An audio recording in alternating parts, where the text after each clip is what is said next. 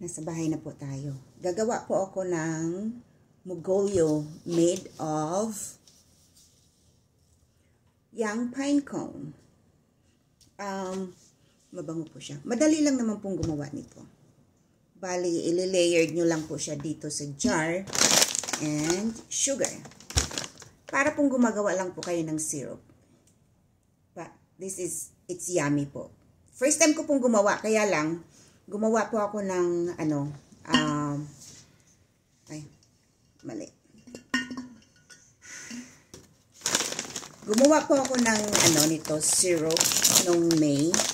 Ako, ang sarap po. Parang gusto kong inumin yung syrup. Kaya, ito lang po. Ang ginamit ko pong sugar is turbinado. They say that it's better daw po itong turbinado. It's drier than regular brown sugar. But, brown sugar will do.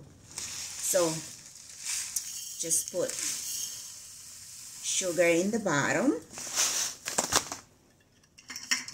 Just like that. And then,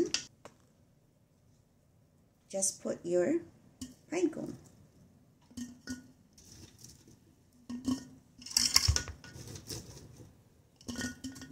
Hindi ko na po hugasan kasi wag daw pong hugasan eh.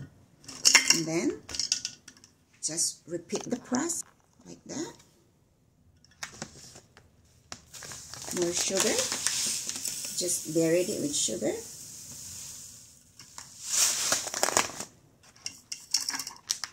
Usually po ito, ang puhunan nyo lang po dito ay pumunta dun sa mga pine tree, yung kung gusto mo sa park, kung may kapitbahay kayong may pine tree, magpaalam kayo, humingi kayo ng pine cone. Ito po yung pine cone na ginagawang Christmas tree. So, it's not that bad. That's all you need to do. Just layer it.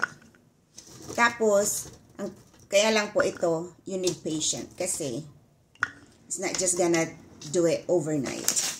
Ngayon, kung gusto nyo ng mabilisan, gumawa kayo ng syrup, but this is just they call this mugolyo. So, just like that, just layer it.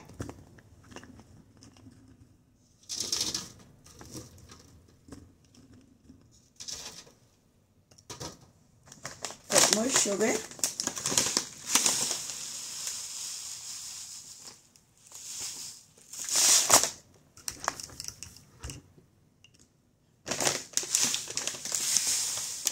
Ano lang po ito, yung sa akin po, eyeball lang. Wala pong measurement yung akin. But I think pag ginugol nyo po ito, o tumingin kayo sa iba, some people put measurement in it. I don't. So, as long as it's covered with sugar, that's it.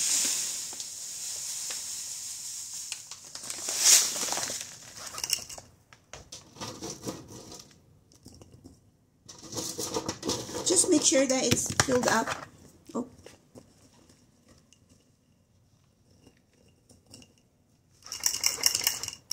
There we go.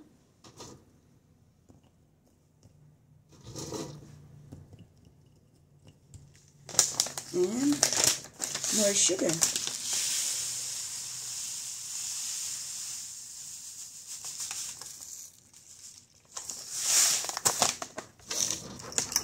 Ito po, bantayan nyo kasi you have to, pag nag-ferment na po ito, you have to barp it because they will create gas, yung yeast ng, yung yeast ng pine cone. So, you have to barp it or else it's gonna, it's gonna go,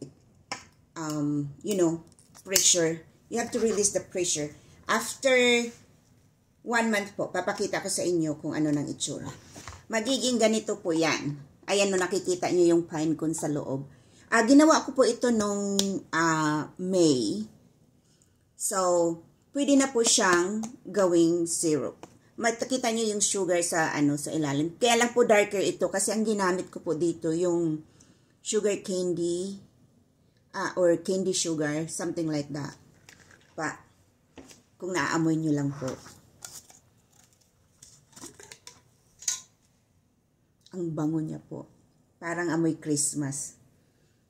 Tinikman ko na po nito. Ang sarap niya po. Promise. Kaya yung mga kung gusto niyo po yung may mga axis ng pine cone, ng pine tree, kung interesado kayo, very simple to make.